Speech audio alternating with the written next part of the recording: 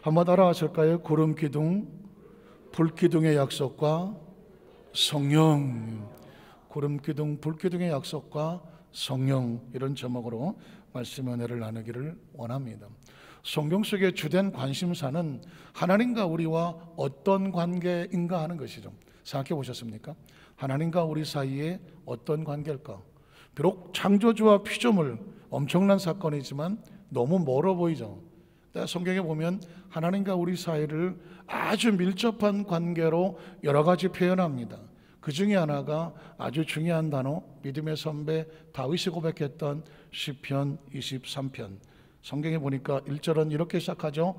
야훼는 나의 목자시니. 너무 익숙하죠. 그러나 이 말 속에 굉장히 많은 말들이 함축되어 있습니다. 야훼는 나의 목자십니다. 나는 하나님이 기르시는 양입니다. 포함되어 있죠.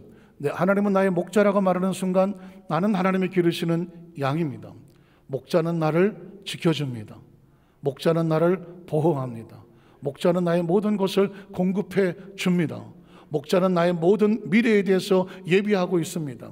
때문에 나는 부족합니까? 부족하지 않습니까? 부족하지 않습니다. 이 시는 낭만적인 시가 아닙니다. 목가적인 시가 아닙니다. 다윗이 생애를 던지면서 자신이 체험했던 하나님을 믿음의 후배들에게 하나님 앞에 이렇게 고백하는 것입니다. 하나님은 나의 목자시고 나는 그분이 나의 모든 삶을 통틀어 인도해 주셨던 한 마리 어린 양과 같습니다. 그 목자를 품고 목자와 함께 있으니 나는 내 생에 조금도 부족함을 몰랐습니다. 믿으십니까? 하나님은 믿음의 선배들을 통하여서 우리에게 목자 되시는 모습을 보여줍니다. 정말 그랬을까요? 창세기 45장 4절 5절에 보면 한 마리 어린 양, 17살의 어린 소년, 그 요셉을 이끌어서 그의 삶을 인도하셨는데 과연 그는 부족함이 없었을까요? 창세기 45장 4절로 5절에 보면 요셉이 마침내 애굽에 내려가 총리가 되었을 때 형들에게 이런 고백을 하죠. 그의 고백을 들어보면 저 사람은 저렇게 살았구나 알게 된단 말이죠. 요셉이 형들에게 이르되 내게로 가까이 오소서. 그들이 가까이 가니 이르되 나는 당신들의 요셉이니 당신들이 애굽의 노예로 팔아버린 사람입니다. 처참한 삶이라고 생각하죠. 그런데 이렇게 말합니다. 당신들이 나를 이곳에 팔았다고 해서 혹시도 내가 보복하고 복수할까봐, 해코지할까봐 근심하지 마소서, 한탄하지 마소서. 이유가 뭘까요? 요셉은 자신의 삶을 형들이 팔아서 정말 재수 없고 팔자 사나운 삶이 아니다. 지금 이 자리에 와 있는 것은 누가? 하나님이 생명을 구원하시라고, 생명을 구원하시려고 나를 그 모진 시련의 골짜기를 통과하고 왔지만 어느 것 하나 필요 없는 것 없이 훈련을 시켜서 먼저 이 자리에 보내셨다는, 이 보내셨다는 말이 눈물이 나는 거예요. 어떻게 살아왔는데 요셉은 말합니다. 당신 때문도 아니고 당신 때문도 아니고 재수가 없어서도 아니고 팔자가 사나워서도 아니라 목자 되신 하나님이 양인 나를 특별한 이유가 있어서 이곳에 보내셨다. 그러므로 이 자리가 나에게 최상의 자리라는 거예요. 아마 오늘 이 자리에 오신 분들도 지나온 삶을 돌이켜보면 별의별 일을 다 겪었을 거라고. 별의별 일을 정말 억울하고 속상하고 힘들고 어려운 일.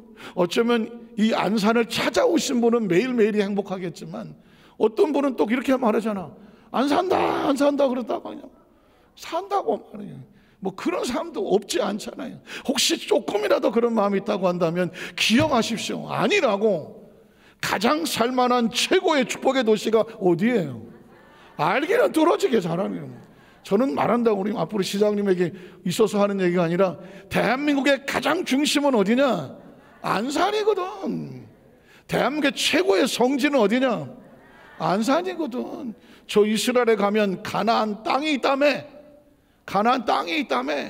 우리는 땅도 아니야. 산이 있다니까. 안산이 있다니까. 어디 가서 누가 이런 말 쓰면 로열티 달라 그래. 이건 제가 만든 말이에요. 안산에 딱 8년 전에 딱 와서 보니까 하나님이 이 땅은 축복의 땅이고 말이에요. 약속의 땅이고요. 대한민국의 최고의 축복하실 아주 기적이 약속된 땅이라니까요. 적어도 그런 프라이드를 가지고 안산은 아무나 와서 살면 안 된다고 그래요. 적어도 비전과 꿈을 가진 사람이 이 땅에 와서 살라고 그러면. 요셉도 마찬가지입니다. 남들이 볼 때는 애굽에 가서 어떻게 살아? 웃기지 마. 하나님이 나를 이곳에 보냈다면 이곳이 최고의 땅이라는 것입니다. 그런 프라이드를 가지고 고백을 하는 것입니다. 한번 따라 하시기. 하나님이 나를 이곳에 보내셨습니다. 하나님이 보냈다고 하는데 누가 건드릴 수 있습니까? 감히 누가 평가할 수 있습니까? 하나님이 보내셨다면 하나님의 최고의 작품으로 축복으로 만들 줄로 믿습니다. 7절로 8절에 보니까 하나님의 큰 구원으로 당신들의 생명을 보존하고 당신들의 우성을 세상에 두시려고 당신들을 살리려고 나를 보냈다고 말하는 것입니다.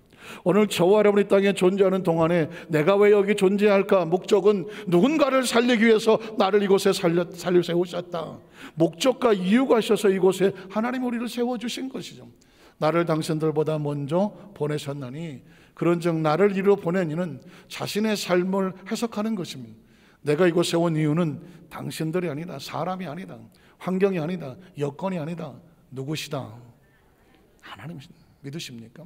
적어도 이런 비전과 꿈을 가지고 있는 사람은 어떤 상황 위치에 만난다고 할지라도 절대 두려워하지 않아요. 절대 낙심하지 않아요. 사람이 내게 어떻게 할 건데? 사람을 두려워하지 않습니다. 사람을 의지하면 사람의 눈치 보지만, 환경을 의지하면 환경의 눈치를 보지만, 적어도 하나님이 그 모진 고생 가운데 겪어내게 하시고 우리를 이곳에 세우시고 여기까지 인도하셨다라고 믿는 사람은, 하나님을 의지하는 사람은 세상을 두려워하지 않습니다. 지금 요셉은 그 이야기를 하는 것입니다. 하나님이 나를 바로에게 아버지로 삼으시고 그 온 집의 주로 삼으시며 애굽 온 땅의 통치자로 삼으셨다. 그래서 어떻게 사람이 높아진 것이 아닙니다. 그곳에서 생명을 살리라고. 그러면 정말 하나님은 요셉을 보내셔서 총리로 만든 목적이 그 이스라엘 백성을 다 잘 살게 하시려고 한 건 맞을까요? 요셉이 괜히 미안하니까 자기가 그런 말 한 건 아닐까요? 성경에 보니까 출애굽기 7절에 이스라엘 백성들이 요셉을 따라 애굽에 내려갔더니 이런 현상이 있었습니다. 이스라엘 자손은 생육하고 불어나고 번성하고 매우 어떻게 되고 강하여지고 온 땅에 가득하더라는 것입니다. 이 모습을 보자고 하나님은 요셉을 애굽의 총리로 세워주셨습니다. 시장님이 계셔서가 아니라 하나님이 우리 시장님을 세우셔서 이 애굽에 내려온 이스라엘 백성처럼 안산시가 생육하고 불어나고 번성하고 매우 강하여 그냥 온 땅에 가득하게 되었다는 거죠. 막 동서남북에서 그 안산이 최고 축복의 땅이라며 여기저기 보따리 싸들고 올라오는. 왜 못해? 왜? 축복받으면 어디로 가자? 확실하게 해봐요. 축복받으려면 어디로 가자? 안산으로 가자. 아니 그런 비전과 꿈을 가져야, 그래야 달려오는 거예요. 믿으십니까? 왜 이스라엘 백성들이 애굽에 가서 남의 집살이 하는 것 같은데 가보니까 왜 그런 일이 벌어집니까? 땅이 중요한 게 아닙니다. 사람을 잘 세워놓으니까 하나님이 그렇게 만들어 가시는 줄로 믿습니다. 20절로 21절에 보면 하나님이 그 산파들에게 은혜를 베푸시더라. 산파에게 왜 은혜를 베풀까요? 그 산파들이 하나님의 일을 하니까. 사람이 복을 받는 일은 딴 게 아닙니다. 하나님의 일을 하면, 하나님과 함께하면 그 삶에 은혜를 베푸시니 그 백성이 또 어떻게 되고 번성하고 어떻게 되더라? 매우 이상한데 왜 자꾸 나는 이스라엘 백성으로 안 보이고 안산으로 보이지?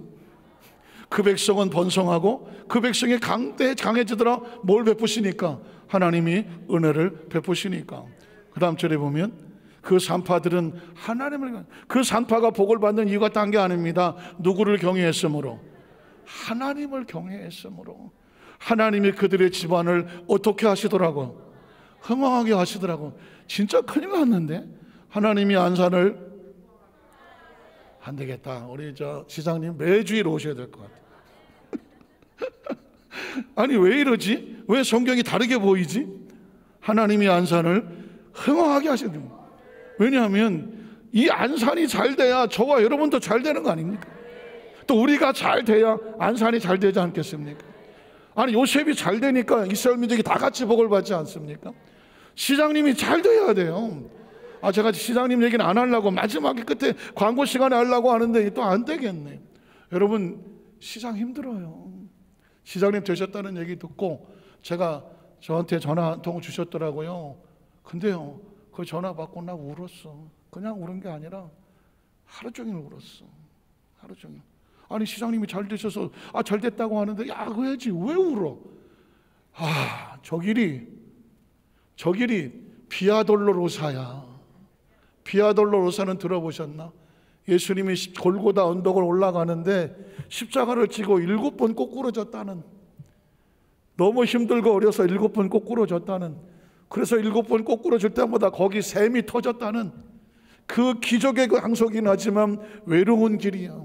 힘든 길이야. 그러나 예수님은 끝까지 그 십자가에 올라가서 그것을 다 이루셨다고 했는데 시장이 그냥 그 관직이 아니야. 이건 구도자의 길을 걸어가는 거야. 이 안산을 위해서, 이 지역의 70만 80만 시민을 위해서 진짜 할 일이 얼마나 많겠어. 몸이 부서져도 안 되는 거거든. 이건 관직이 아니구나. 이 지역을 살리고 이 시민을 정말 똑바로 잘 살리기 위해서는 살신성인에서 이게 구도자의 길이구나. 복 있게 하고 정말 발전되고 하고 안산 시민이 평안하고 이 지역을 복되게 하기 위해서 그 십자가를 지고 가는 거더라고. 그러니 어떻게 하겠습니까? 어떻게 하겠습니까? 모든 사람들이, 시민들이 다 같이 마음을 모아줘야지. 모아주고요, 격려해주고요, 그리고 박수 쳐주고요, 그리고 힘있게 하셔야 돼. 리더자는 하루에 또 12번씩 꼬꼬라쳐요. 좋은 얘기만 들어옵니까? 별의별 얘기 다 들어오잖아. 별의 사돈의 팔촌의 모습의 조카까지 다 뒤져갖고 막 별의별 일 다 합니다. 여러분 어떻게 하시겠어요? 리더자가 잘 돼야 그 나라가 잘 되고 지역에는, 요셉이 하나 똑바로 쓰니까요 민족이 통째로 잘 되잖아요. 그래서 흥왕이란 번성이란 단어가 나오니까 그래서 제가 말씀을 드리는 거예요. 다음 주에 또 오세요. 자, 이스라엘 백성들이 광야를 나와서 험한 길을 가야 하잖아. 험한 길을 가야 하는데 하나님께서 이 백성을 어떻게 안고 가시나 했더니, 목자가 돼 인도하시나 그랬더니 광야 길에 필요한 것은 구름 기둥과 불 기둥이더라고. 우리 첫 번째로 이스라엘 민족을 구름 기둥 불 기둥으로 인도하시고 약속하시는 하나님. 우리는 사실 구름 기둥 불 기둥이 낯설죠. 성경에 있으니까 뭐 그러겠거니 하지만 이 구름 기둥과 불 기둥은요 광야를 지나가는 사람들에게는 목숨을 지키는 이름입니다. 저도 1999년에 미국의 캘리포니아에 우리나라의 한 18배가 된다고 하는 캘리포니아 로스앤젤레스에서 베데스다 대학교 부총장을 하고 교회를 섬겼는데, 그게 그렇게 낭만적으로 보이고 로스앤젤레스는 천사의 도시라고 말하지만 원래는 100% 사막입니다. 지금도 사실은 사막입니다. 물을 끌어다가 놔서 기와 요천 만발해서 전 세계에서 가장 살기 좋은 도시라고 말하는 로스앤젤레스지만 사실 기후는 사막 기후입니다. 사막 기후. 제가 원래 피부가 엄청 하얀 사람이었습니다. 제가 원래 그 미국 가기 전에 별명이 황태자였습니다. 믿거나 말거나. 왜냐면 조목산 비서실장을 하면서 햇빛을 보지를 못해서 얼굴이 하얗다니까요. 그런데 이 캘리포니아 가서요 단 몇 개월 만에 얼굴 색깔이 초콜릿 색깔이 됐어. 그러니까 낮에는 40도가 넘어. 40도가 넘어. 그리고 밤에는 한 10도로 떨어지는데 이거 뭐 사계절이 다 있어. 낮에는 뭐 반바지에 반팔이 아주 더워서 난리를 치다가 저녁에 되면 새벽에도 파카 입고 오는 거예요. 그러니까 옷이 사계절 옷이 한꺼번에 차에 다 있어야 돼요. 그러니까 낮에는요 이 구름이 가려주면 진짜 좋은 날씨야. 오늘 같은 날씨는 미국 LA에서는 최고로 좋은 날씨야. 그러니까 날이 흐리기만 기다려. 왜? 햇빛이 너무 강하니까. 밤에는 추워서 못 견뎌. 다들 영하 그냥 10도에도 얼어 죽는다니까. 낮에 40도에 있다가 10도로 떨어져 봐요. 30도 밑에 떨어져 봐요. 얼어 죽는다니까. 그래서 뭐가 필요해요? 광야는 냉난방이 필요하지. 그래서 나오는 것이 구름 기둥과 불 기둥. 사진을 한번 보여드릴까요? 사실은 이미지 사진이지만 성막에 갈 때 하나님께서 밤에는 불 기둥으로, 낮에는 구름 기둥으로. 기둥이 뭐예요? 그림자를 만들어서 결국 자기 백성들을 어떻게 했다는 거예요? 보호하고 있는 것입니다. 광야라고 해도 절망하죠. 환경이 문제가 아닌 거예요. 상황이 문제가 아닌 거예요. 밤에 추우면 불기둥으로 보호하면 되고, 낮이 더우면 구름기둥으로 보호하면 돼. 중요한 것은 함께, 하나님과 함께 동행하며 붙잡고 가는 게 중요한 거예요. 이걸 훈련을 시키는 거예요. 앞으로 이제 가나안 땅에 들어가도 만만하지 않아. 또 별의별 일이 생길 거야. 추운 일도 생기고 뜨거운 일도 생길 거야. 그러나 그 상황을 절망하지 마라. 뜨거우면 구름기둥, 추우면 불기둥으로 내가 너를 지키고 보호하고 함께 하겠다. 이게 하나님의 사인입니다. 자, 이걸 머릿속에 두시면 성경은 그냥 읽어주면 되는 거죠. 출애굽기 13장 17절에 보니까 바로가 백성을 보낸 후에 블레셋 사람의 땅의 길은 가까울지라도 하나님이 그들을 그 길로 인도하지 아니하셨으니, 이 하나님 말씀은 이 백성이 전쟁을 하게 되면 마음을 돌이켜 애굽으로 돌아갈까 했습니다. 가는 길을 선택하시는 거죠. 그 다음 절에 보면, 그래서 그러므로 하나님이 홍해의 광야길로 돌려 백성을 인도하셨다. 광야로 이스라엘 백성을 인도하셨다. 애굽 땅에서 대를 지어 나올 때에 광야길인데 하나님께서 인도하셨을 때 얼어 죽고 굶어 죽지 않은 것이 아니라, 그 다음 절을 보면 광야에 예비된 곳이 있었습니다. 야훼께서 그들 앞에 가시면 낮에는 구름기둥으로 그들을 뭐 하셨어요? 인도하셨어요. 하나님 어쩌자고 우리를 광야로 내보냈으면 더워서 못 살겠어요? 왜? 할 필요가 없었어. 낮에는 구름기둥으로 그들을 인도했어. 그리고 밤에는 너무 추워서 못 살게 하지 않아. 불기둥을 그들에게 비추사 낮이나 밤이나 진행하게 하시나니, 그래서 낮에는 구름기둥, 밤에는 불기둥이 백성 앞에서 들락날락했더라. 절대로 떠나지 아니하더라. 뭘 지켜야 되니까? 생명과 안전을 지켜야 됩니다. 구름기둥과 불기둥은 바로 이런 하나님의 사인입니다. 출애굽기 14장 24절에 보면 하나님은 불기둥 가운데 임재하셨습니다. 새벽에 야훼께서 불과 구름기둥 가운데서 애국 군대를 보시고 애국 군대를 어지럽게 하셨다. 구름기둥과 불기둥이 있었다는 얘기는 하나님의 존재를 상징하는 거죠. 출애굽기 40장은 기억하십니까? 출애굽기는 1장부터 40장까지 있어요. 40장은 이제 애굽에서 광야를 지난 걸 다 끝났어. 그 다음에 이제 광야를 지나면 어디로 들어가죠? 가나안 땅이 들어가는 거예요. 광야를 지나가는 동안은 하나님께서 구름기둥과 불기둥을 절대로 움직이지 않았다. 다시 말해 치우지 않았다. 그 출애굽기 40장의 마지막 대미는 구름기둥과 불기둥이에요. 구름이 회막에 덮이고 야훼 영광이 성막에 충만하며 모세가 회막에 들어갈 수 없었으니 이는 구름이 회막에 덮이고 야훼 영광의 성막에 충만함이었으며, 구름이 성막 위에서 떠오를 때는, 움직일 때는 이스라엘은 어떻게 해야 돼? 그 모든 행정길에서 앞으로 가야죠. 구름기둥과 불기둥은 하나님의 임재와 보호를 상징하기도 하지만 인도를 상징해요. 인도. 마치 목자가 움직이면 양은 어떻게 해야 돼? 따라가줘야지. 그런데 목자가 움직이는데 양이 저쪽 가서 안 와. 어떻게 될까요? 그런 거 기다리는 게 늑대하고 여우가 기다리는 거죠. 늑대하고 여우나 돌아다니다가 딴 길로 가는 양을 잡아먹는 거예요. 그래서 따라다니는 거예요. 마찬가지입니다. 구름기둥과 불기둥은 이스라엘 백성들에게 가는 길을 보호하는 것입니다. 그래서 이스라엘 백성은 행진하기 앞으로 나아갔고, 만약에 쓰면 구름이 떠오르지 않을 때 어떻게 할까요? 떠오르는 날까지 나아가지 아니하였으니, 그 다음 절에 보면 낮에는 야훼의 구름이 성막 위에 있고 밤에는 불이 그 구름 가운데 있음을 이스라엘 온 족속이 그 모든 행진하는 길에서 그들의 눈으로 하나님의 임재와 보호와 인도를 어떻게 했더라? 실제로 체험하고 보았다는 것입니다. 그러면 또 하나의 사건은 뭘까요? 이제 마지막에 가나안 땅을 정탐하고 와서 지나간 삶에 하나님 보호하셨다면 가나안 땅이 힘들어 보여도 들어가야 될까요? 들어가지 말아야 될까요? 그래서 선택이라고 말해요. 제가 지난 수요일 철회 예배 계속 주일마다 선택이란 단어를 말하고 있습니다. 인생은 B와 D 사이의 C다. C는 뭐냐? 초이스다. 선택이다. 살아있다는 얘기는 뭐냐? 찬스다. 기회이다. 아직 우리가 살아있다는 것은 올바른 기회를 선택할 수 있는 시간이 주어졌다는 것이다. 죽음이란 뭐냐? 더 이상 선택할 수 있는 찬스가 없다는 것입니다. 그러니까 살아있을 때 그 기회를 잘 선택해야 되는 것이죠. 가나안 땅을 눈앞에 두고 하나님 말씀을 믿고 앞으로 전진할 것을 선택할 것이냐, 아니면 열 정탐꾼의 이야기를 들고 가면 안 되겠구나 스스로 자기들이 선택할 것이냐. 선택이 우리의 운명과 미래를 만든다. 자, 신명기 1장 26절로 28절에 보면 그러나 너희가 올라가기를 원하지 않았습니다. 10명의 정탐꾼 이야기를 듣고 이스라엘 300만이 주저앉아서 잘못된 선택을 합니다. 하나님 믿고 따라갔다는 큰일 나겠는데, 그래서 어떻게? 너희 하나님 야훼의 명령을 거역하고 장막 중에서 원망하여 이르기를, 누구를 원망합니까? 하나님을 원망하는 겁니다. 야훼께서 우리를 미워하신, 이제까지 어떻게 하고 왔는데, 하나님이 안고 왔는데, 당장 눈앞에 힘들고 어려운 일이 있다고 그 하나님을 배신하고 배반하고 불신하고 원망합니다. 아모리 족속의 손에 넘겨 멸하시라고 우리를 애굽 땅에서 인도하여 내셨도다. 그리고 우리가 어디로 갔으면 좋겠느냐?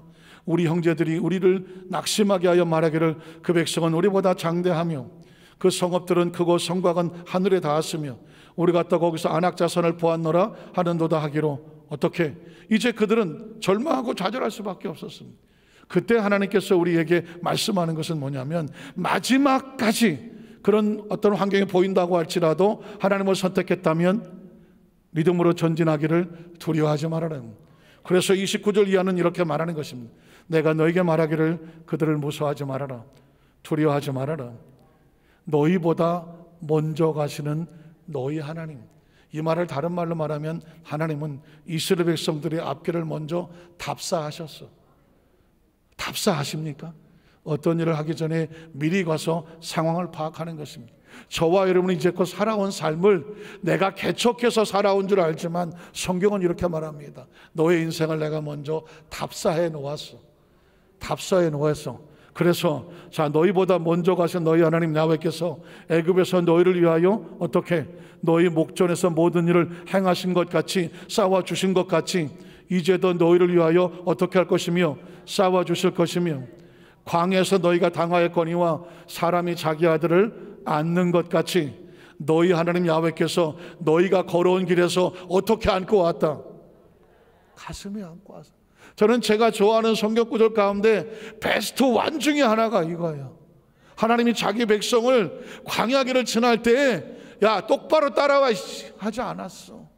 광야라고는 처절한 바닥을 지나갈 때는 하나님이 가슴에 끌어안고 왔어.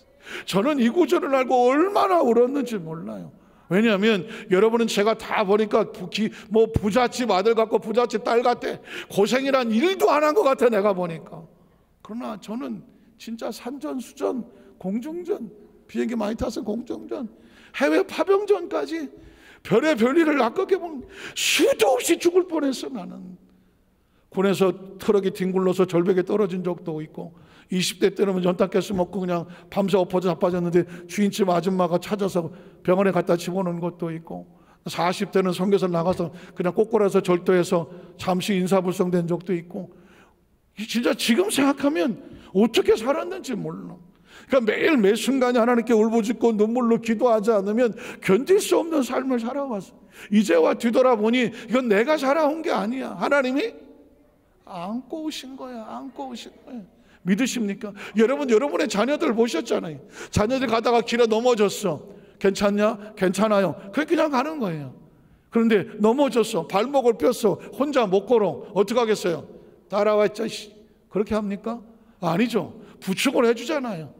어깨동무를 해주는지 손을 부축해 주지 않아요. 그런데 얘가 두 발을 다 넘어졌어. 못 걷겠어요. 그럼 어떻게 해요? 나 먼저 가지 뭐. 어떻게? 안고 가야지. 안고. 근데 얘가 숨도 못 쉬려고 해. 그럼 어떻게? 들쳐업고 뛰어야지. 어디로? 병원으로 뛰어가잖아요. 자식이 그런 상황을 벌어지게 되면요, 정신 못 차리는 겁니다. 하나님도 마찬가지입니다. 내가 내 손으로 널 붙잡아 주리라, 도와주리라 하다가 광야를 만나면 이건 붙잡아 주는 정도가 아니라니까. 들쳐 가슴에 끌어안고 안다니까. 여러분의 지나온 삶을 생각해 보십시오. 광야 같은 삶을 살았습니까? 처절한 눈물 골짜기를 지나왔습니까? 지금 돌이켜보면 내가 어떻게 건너왔을까? 생각만 해도 끔찍한 상황이 있었습니까? 성경은 말합니다. 그때는 하나님이 안고 오신 거예요.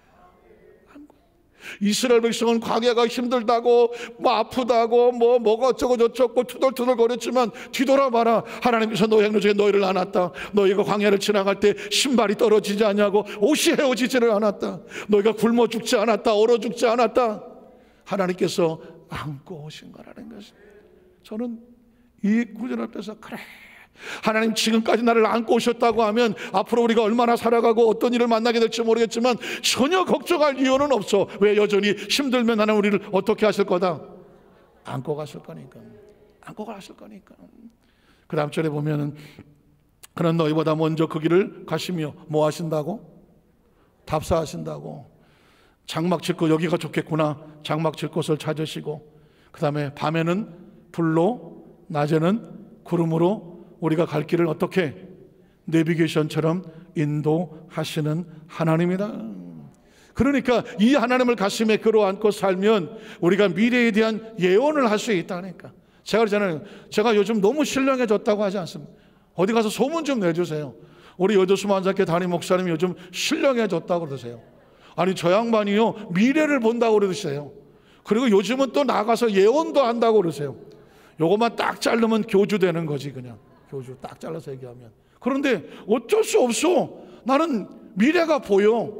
미래도 보이고 나 이때까지 한 번도 안 했는데 예언도 할 수 있을 것 같고요.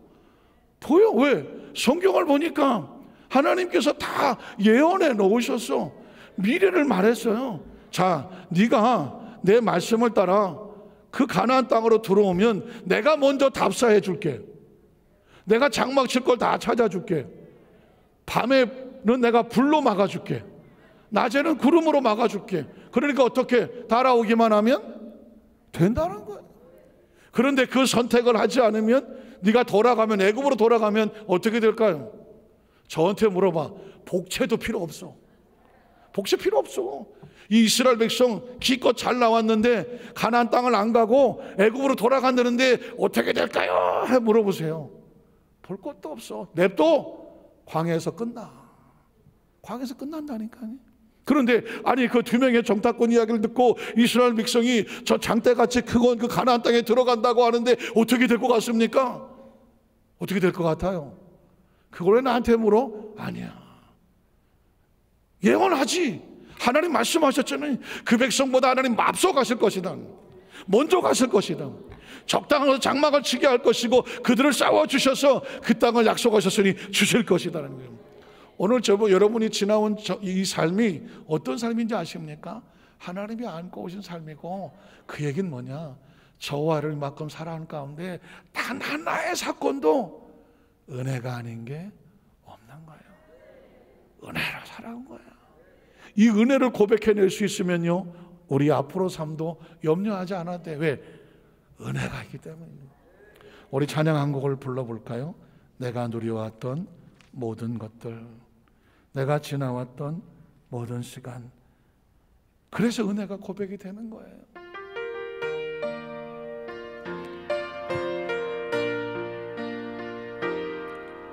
내가 누려왔던 모든 것들이, 내가 지나왔던 모든 시간이, 내가 걸어왔던 모든 순간이 당연한 것 아니라 은혜. 해가 뜨고 저녁에 누워, 아침 해가 뜨고 저녁에 누워,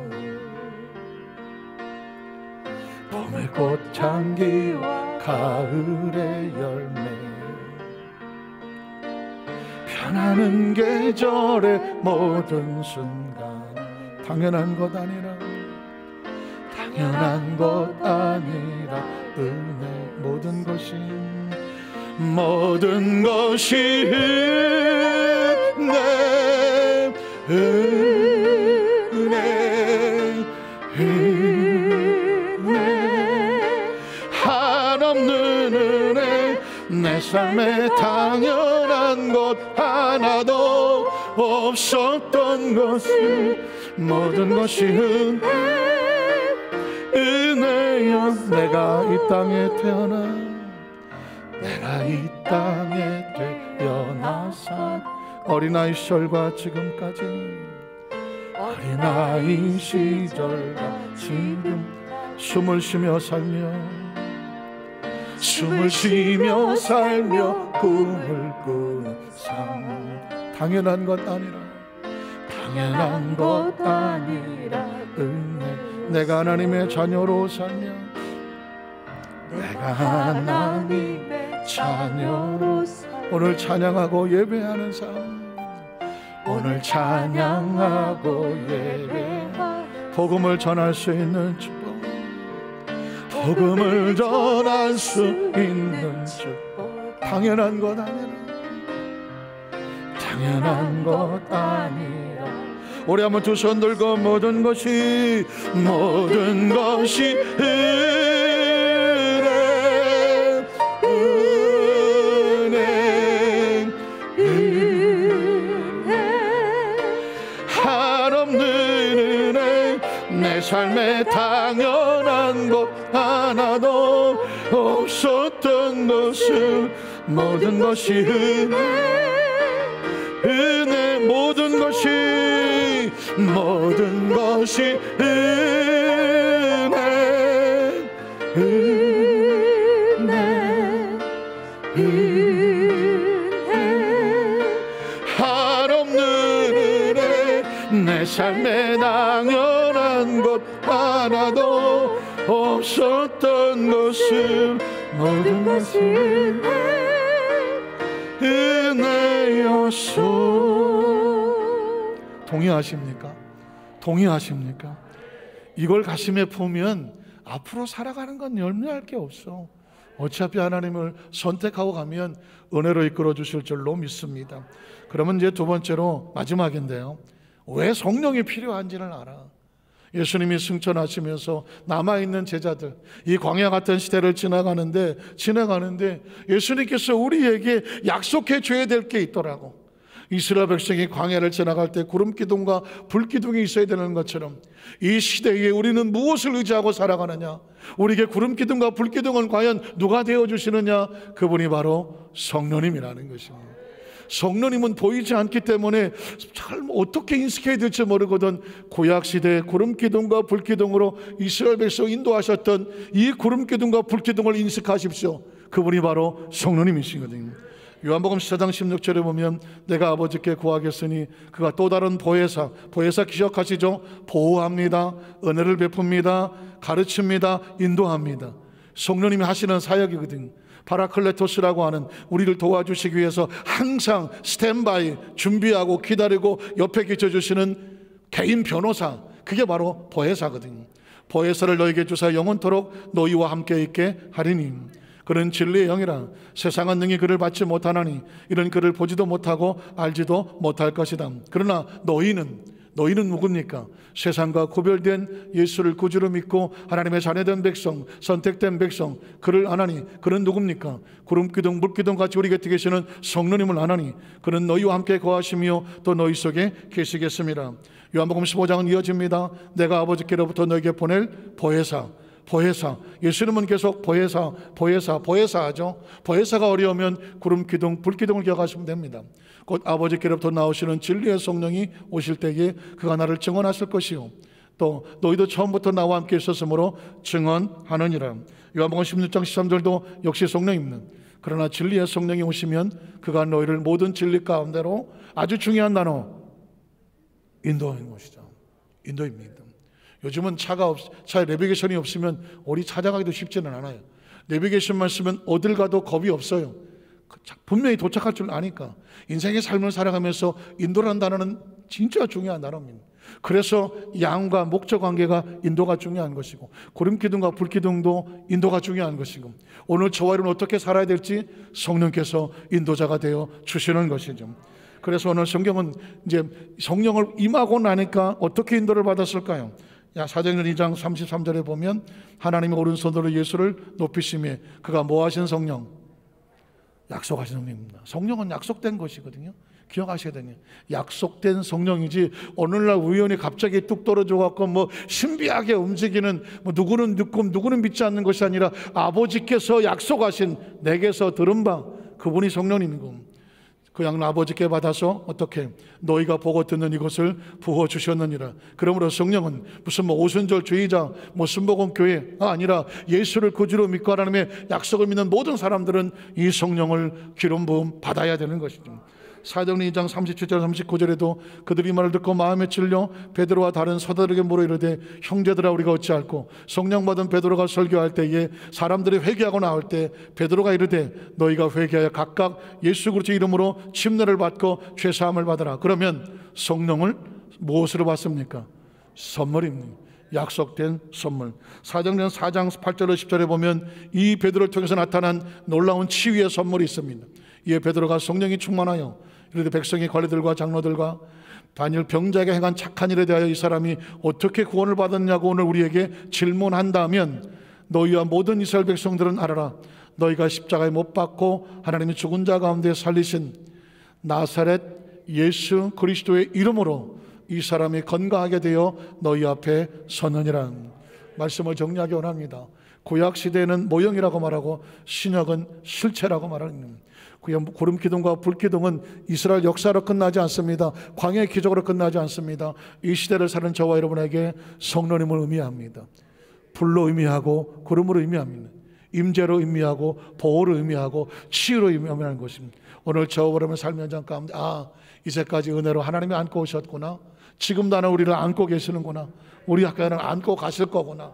그래서 매 순간마다 마음의 기쁨과 소망과 자유를 가지고 또 승리하고 성령 안에 승리하시기를 주님의 이름으로 축원합니다. 기도하겠습니다. 하나님 아버지 감사합니다.